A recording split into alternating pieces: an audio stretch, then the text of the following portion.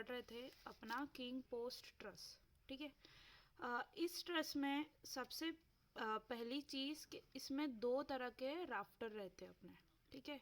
एक principal rafter रहता है और एक अपना जो राफ्टर कॉमन राफ्टर रहता है, ठीक है। वो इस सिंगल वाले जो हमने रूफ देखे थे उसमें सिंगल राफ्टर रहता था, उसी को हम कॉमन राफ्टर बोलते थे।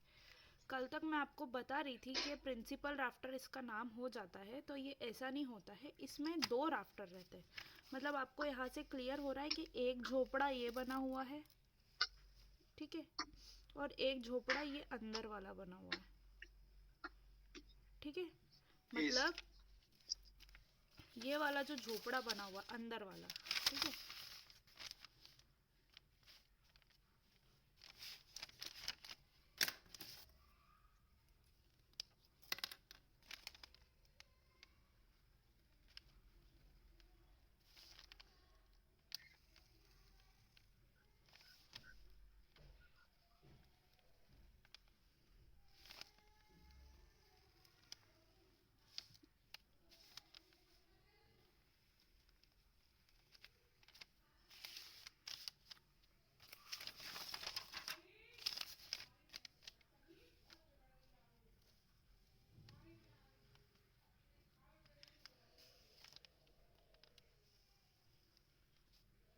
ये क्या चीज़ है, क्या बताया था कल?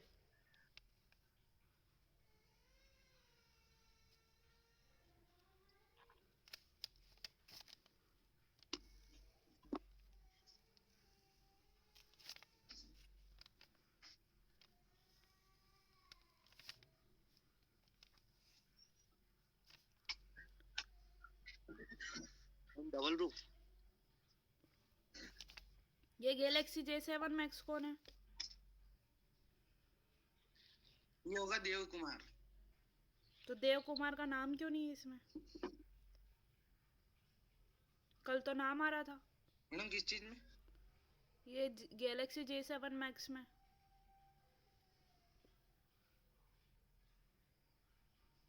कौन है Galaxy J7 Max?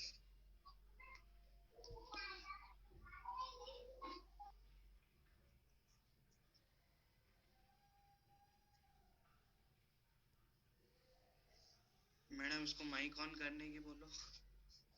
Mic on करो, कौन है गैलेक्सी J7 मैक्स? माइक भी ऑन करो और वीडियो भी ऑन करो।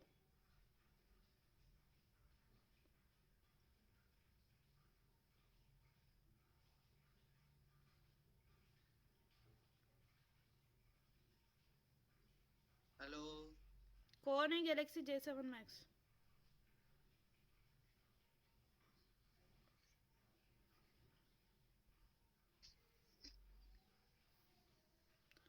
माइक और वीडियो ऑन हो रहा है या नहीं हो रहा है? Galaxy J7 max.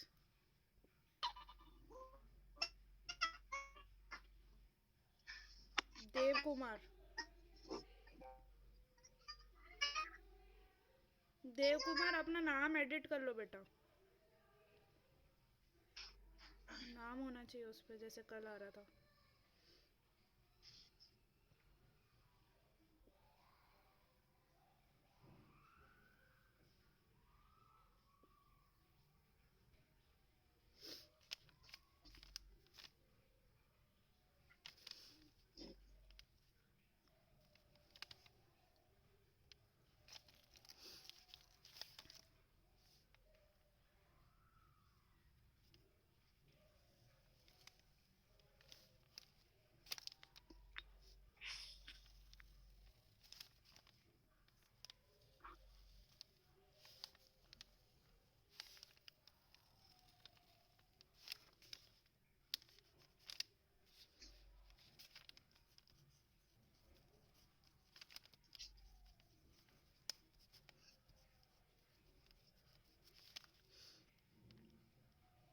पढ़ क्या रहे?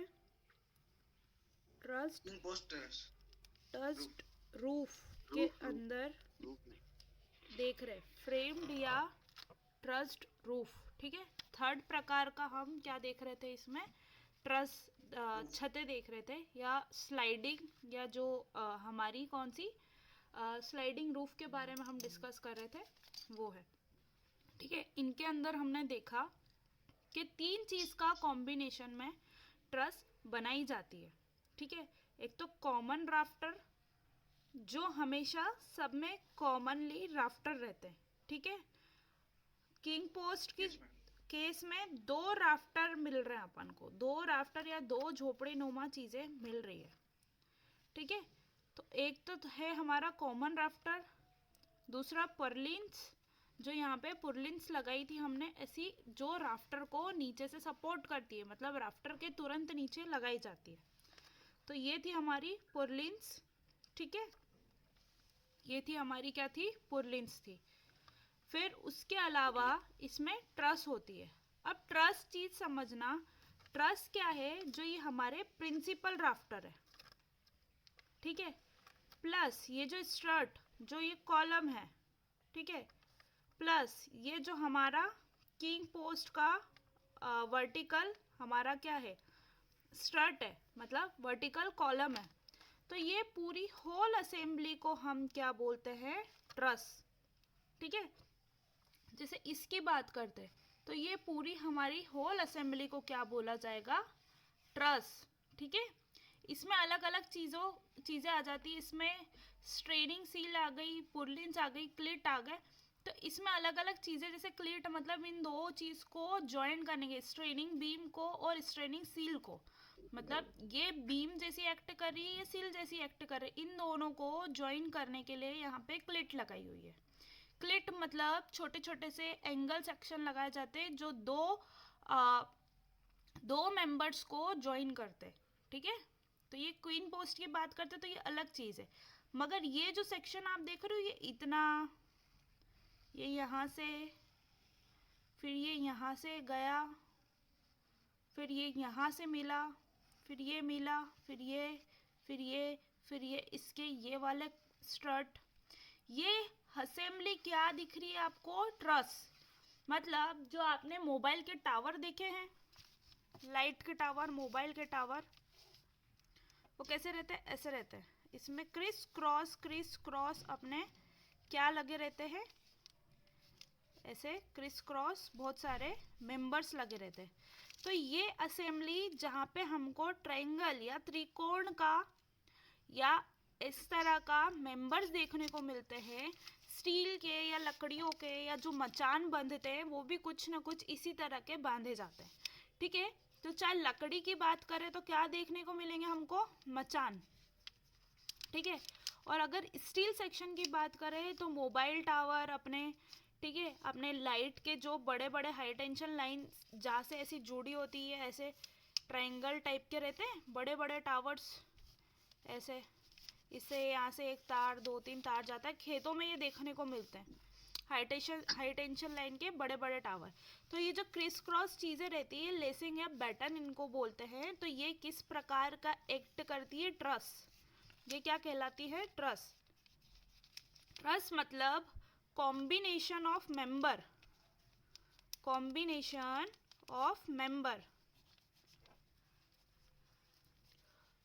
जिसके अंदर फोर्स कैसे एक्टिंग होता है, या तो कंप्रेशन या फिर टेंशन, या तो इन ट्रसेस में 2 मेंबर में कौन सा कॉम्प्रेसिव फोर्स मिल सकता है, या फिर हमको कैसा टेंसाइल फोर्स मिल सकता है। ठीक है, तो ये कहलाती है हमारी ट्रसेस। मतलब ये पूरी इतनी बड़ी जो लेंथ वाइज अपने मोबाइल टावर को खड़े रखती है या पूरा अपना लोड ले रखती है, तो इनके अंदर का ट्रस बनाने का सिर्फ एक ही मुद्दा रहता है कि हमारे जो 2 मेन टावर्स को, मतलब जो 2 मेन कॉलम को खड़ा रखना है हमको, तो वो कैसे एक दूसरे से बांध कर रखे। ठीक है, ये कितनी कितनी दूरी पर बंधे होते हैं, ये डिपेंड करता है उसकी डिजाइनिंग पे। ठीक है, और ये मेंबर्स क्या कहलाते हैं, हमारे ट्रसेस। जहाँ पे ट्रायंगुलर या फिर आपको ऐसा कुछ बंधा हुआ, यहाँ से बंधा हुआ, यहाँ से बंधा हुआ, ऐसे मेंबर्स दिखते, बंधे हुए से मतलब या तो वेल्डिंग होगी, बोल्टिंग होगी, वेल्डिंग करे हुए दिखेंगे, बोल्ट से कसे हुए दिखेंगे, या जो भी लकड़ियां हैं तो आपकी रस्सियों से बंधी हुई लकड़ियां दिखेगी। तो ऐसे जो आपको जो भी मेंबर का स्ट्रक्चर ऐसे क्रिस क्रॉस दिखता है तो वो क्या कहलाते हैं, हमारे ट्रस कहलाते। आई बात इतनी समझ में? Yes madam. और अपने किंग पोस्ट ट्रस की बातें करें तो अभी तक हमने जो भी पुरलिन्स या रूफ अपनी रूफ देखी है उसमें क्या हुआ करता था, जो आड़ी झोपड़ियों का फॉर्मेशन होता था उसको हम बोलते थे अभी तक राफ्टर, मतलब कॉमन राफ्टर। जो हम फ्रेम्ड या ट्रस्ड रूफ के अंदर एंटर हुए तो हमने क्या पाया, इसमें दो तरह के हमको राफ्टर मिले। एक यहाँ से जाता हुआ दिख रहा है आपको, ठीक है, ये पूरा, यस मैडम। ठीक है, एक ये, और फिर दूसरा कौन सा, ये, ठीक है। ड्राइंग को देखना सीखो। तो ये कौन से नए राफ्टर आ गए जिनको बोला है प्रिंसिपल राफ्टर। इन्हीं राफ्टर से अटैच चाहिए हमारे किंग पोस्ट, स्ट्रट, ये और अपना कौन सा ये टाई बीम भी इससे बंधा हुआ है। तो ये किस प्रकार की आपको आकृतियां दिख रही है, ट्रायंगल्स दिख रहे अलग अलग, त्रिकोण दिख यस रहे हैं मैडम। आपको अलग अलग।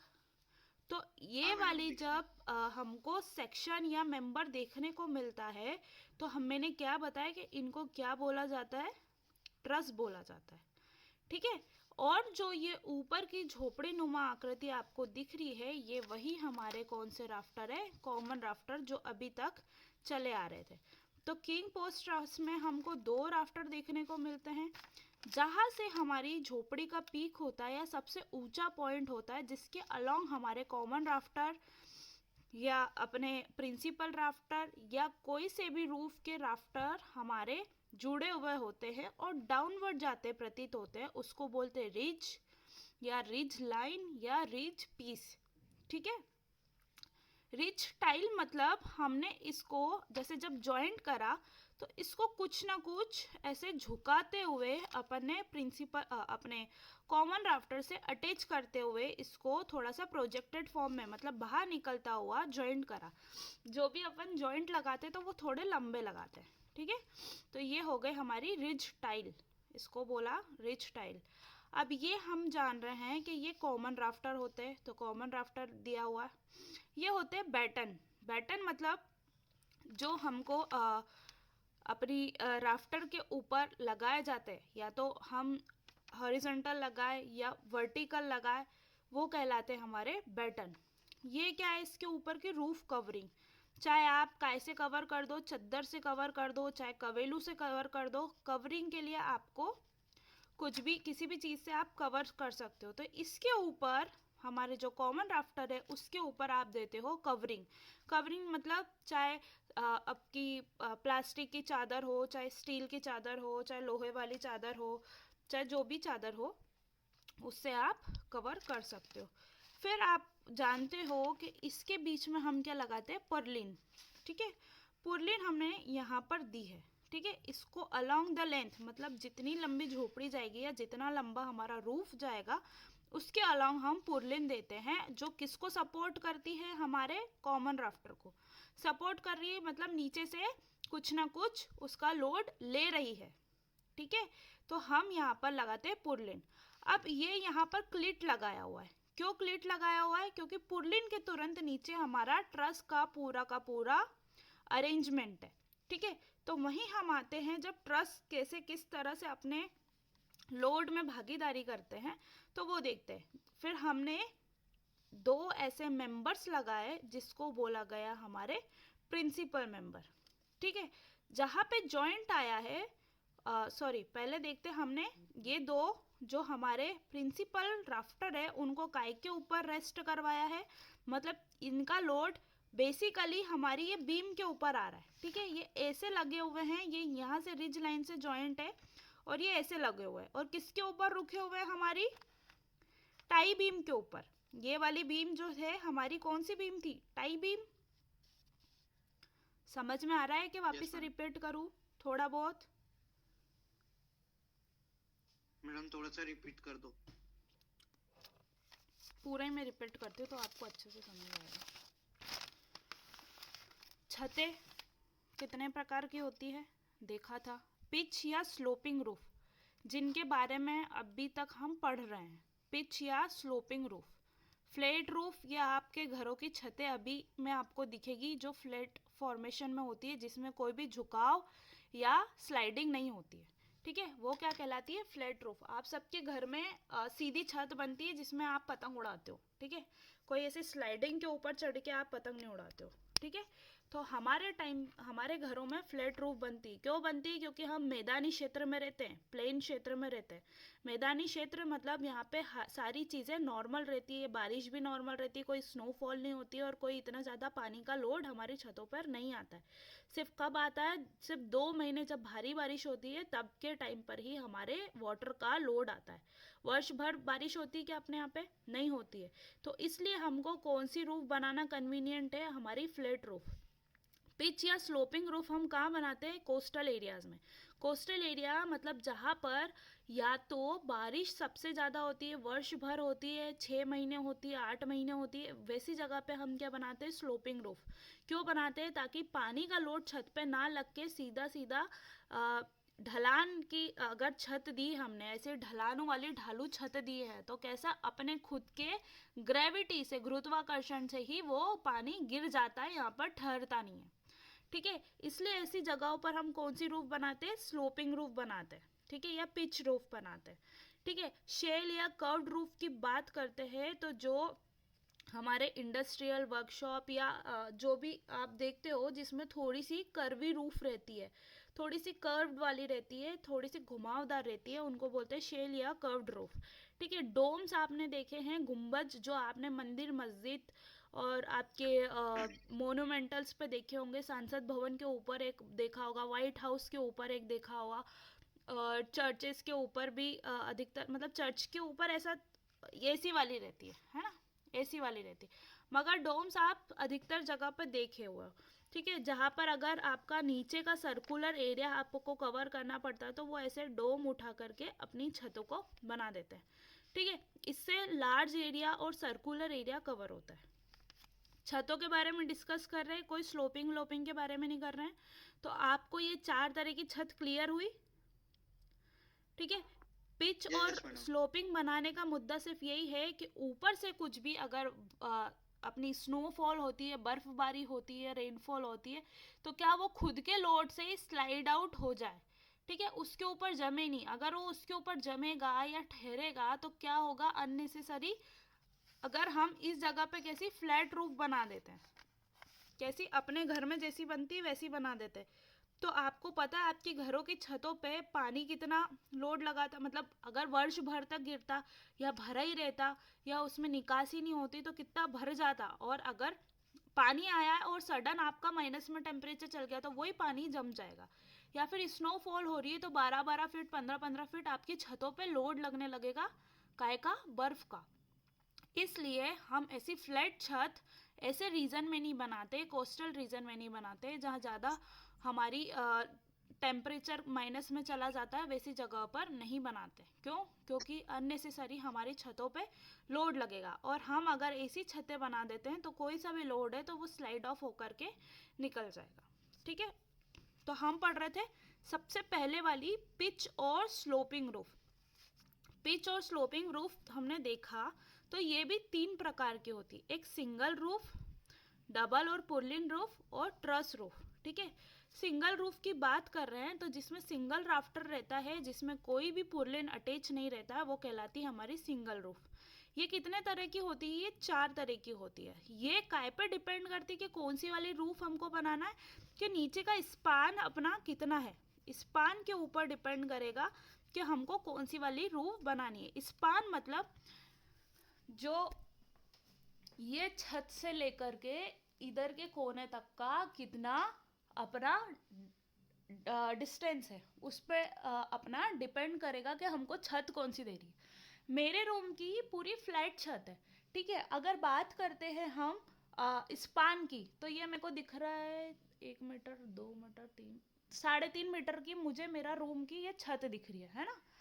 3.5 मीटर की, तो मैं कौन सा वाला रूफ दूंगी? अगर वैसा वाला अपन को झोपड़ी नुमा बनाना है तो कौन सा दूंगी? अगर मैं झोपड़ी बनाऊंगी अपने रूम के ऊपर तो कौन सी झोपड़ी दूंगी? 3.5 मीटर का स्पान दिख रहा है। स्पान क्लियर हो गया आपको? Yes madam. स्पान मतलब अपन को कितनी छत को ढाकना है, ठीक है, वो होता है अपना स्पान। समझ में आ रही है बात?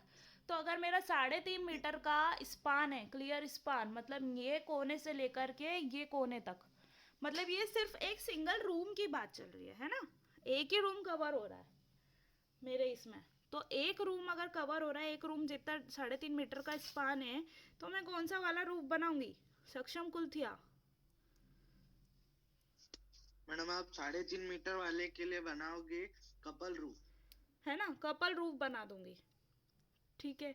मगर कपल रूफ में क्या होता है, हमको हॉरिजॉन्टल थ्रस्ट एक्ट करता है राफ्टर के निचले कोने पे, ठीक है। समझाती हूँ अभी क्योंकि कल बहुत सारे लोग नहीं थे। तो अभी हम पढ़ रहे हैं सिंगल रूफ। ये किस पर डिपेंड करता है कि कौन सा वाला हमको रूफ बनाना है? ये स्पान के ऊपर निर्भर करता है कि आपका कितना स्पान की जो स्पेस है उसको ढकना है। लीन टू रूफ में क्या होता है कि ये जनरली हम कहाँ की जगह बनाते हैं? वरांडा पे। मतलब अगर आपने अपने घर के बाहर थोड़ा सा ऐसा स्पेस है खाली और उसको ढाकना भी है, तो आप क्या करोगे? ये तो अपनी मेन वॉल हो गई जिसके अंदर से अपना पूरा घर या पूरा हॉल वॉल स्टार्ट होगा, यहाँ से अंदर घुसोगे, गेट वेट होगा कुछ, यहाँ पे आपका जो भी कुछ होगा। अब क्या हो रहा है, ये आपने आगे ओटला छोड़ा है 2.5 मीटर तक का, ठीक है, वरांडा छोड़ा है। तो आपको इच्छा हुई कि भैया इसमें क्या करूँ, कैसे ढकूँ, थोड़ा सा अच्छा सुंदर भी दिखे, तो आपने क्या कर दिया, एक ऐसी स्लोप बना दी, ठीक है, ऐसा स्लोपिंग की छत बना दी। छत को काय के ऊपर टिका दिया? 2 कॉलम जो भी लगे हुए होंगे उसके ऊपर आपने टिका दिया। एक उधर के कोने पे कॉलम लगा होगा, एक इधर के कोने पे कॉलम लगा होगा, ठीक है। इसको यूं करके देखोगे ना, मतलब यूं करके देखोगे तो ये कुछ इस टाइप का दिखेगा 3D में। मतलब ये तो अपना घर स्टार्ट हो गया, जो भी है, यहाँ से छत भी हो सकती है आपकी, और ये आपने 2 कॉलम के ऊपर रेस्ट करा दिए, ये कवेलू वाली छत या चद्दर वाली छत जो भी आपने वरांडा के लिए बनाई है, ठीक है। ये अंदर घुसने वाला मैडम गेट और ये आपका वरांडा का खाली ऊपर स्पेस। एक हाँ डाउट, हाँ बोलो। ये पुराने जो कच्चे घर बनते थे इनपे इस टाइप की रूफ ही क्यों देते थे? किस टाइप प्लेन की? जो समतल वाली रूफ रहती थी वो क्यों नहीं देते थे? पुराने घर मतलब झोपड़ी टाइप के या पटाव वाले घर? हाँ, पटाव वालों में ऐसी रूफ क्यों देते थे? प्लेन जैसे आज अपने आरसीसी की रहती है ऐसी क्यों नहीं? ऐसे रूफ इसलिए देते थे क्योंकि अननेसेसरी उस पे, भैया उस टाइम पे तो आरसीसी आया ही नहीं था, है ना, तो आरसीसी की रूफ तो दे ही नहीं सकते थे, है ना। गार्डन फर्शी। हाँ, गार्डर फर्शी भी नहीं आई थी। गार्डर फर्शी आ जाती तो लोग ऐसी रूफ क्यों बनाते? गार्डर फर्शी के छत बनाते। गार्डर जब ये मकान बनते थे ना, तो आज से 60 साल पहले की बात कर रहे हैं जब ये बनते थे पटाव वाले, और अभी भी 60 साल पुराने मकान वैसे के वैसे खड़े हुए हैं, ठीक है, कुछ कुछ। मगर उनका लाइफ स्पान पूरा हो गया है, मतलब उनका लाइफ स्पान अगर 40 साल है तो वो 60 साल तक खड़े, मतलब 20 साल वो ओवर एज जी लिए, मतलब मर जाना चाहिए था, मतलब टूट जाना चाहिए था। मगर उनकी एज क्या अच्छी है, अच्छी तरह से बने हुए हैं वो, इसलिए आज भी खड़े हैं। नगर निगम उनके बिल फाड़ देती है कि भैया ये इतनी पुरानी स्मारक हो गई है, अब इसको तोड़ना चाहिए। आपका जो भी मकान बना हुआ है उसकी कुछ ना कुछ एज है, तो नगर निगम में क्वालिटी और सबके ऊपर जब बात होती है तो उनको पता है कि कितनी इसकी एज है, ये कब बना हुआ है। जैसे आपके पोते नाती जो भी आ जाएंगे उस टाइम पे, नहीं पोते नाती तो नहीं आएंगे, आपके बच्चों के टाइम पे या बच्चों के जो भी टाइम पे, जब आपके घरों की एज पूरी हो जाएगी, मतलब 50 साल 60 साल हो जाती है, जो भी एज उन्होंने आरसीसी के मकान की दायर की होगी, ठीक है, तो आ करके आपके मकान के ऊपर एक नोटिस चिपका जाएंगे कि ये जज्जर प्रॉपर्टी है, इसके आसपास खड़े नहीं हो, ये बहुत जल्दी टूटने वाली है या इसको तोड़ दिया जाएगा, ठीक है। क्यों? ताकि हाँ किसी को भी जान मान की नुकसान नहीं पहुंचे, ठीक है, क्योंकि एक एज के बाद में उसको जब पूरा हो जाता है तो उसको तोड़ दिया जाता है, यही कायदा बोलता है। या फिर आप क्या करते हो, उसमें रिहेबिलेशन करते हो। अगर वो टाइम के पहले से ही थोड़ा सा कमज़ोर आपको प्रतीत होता है तो आप उसमें रिहेबिलेशन कर देते हो। रिहेबिलेशन मतलब उसकी मरम्मत या उम्र बढ़ाने के लिए अलग अलग प्रकार की चीज़ें कर देते हो, ठीक है, उदाहरण के लिए बताती हूँ, मीटिंग ख़त्म हो जाए तो वापस से रीजॉइन कर लें। उदाहरण के लिए बताती हूँ, अगर ये जो मेरा यहाँ पर बीम दिया हुआ है, ठीक है, दिखेगा नहीं मगर है बीम, तो यहाँ पर जो बीम है तो उसमें क्या आ गई, गैपिंग आ गई। गैपिंग आ गई मतलब वो सेटलमेंट हो गया मेरा कॉलम, कॉलम कुछ ना कुछ धंस गया, तो बीम भी उस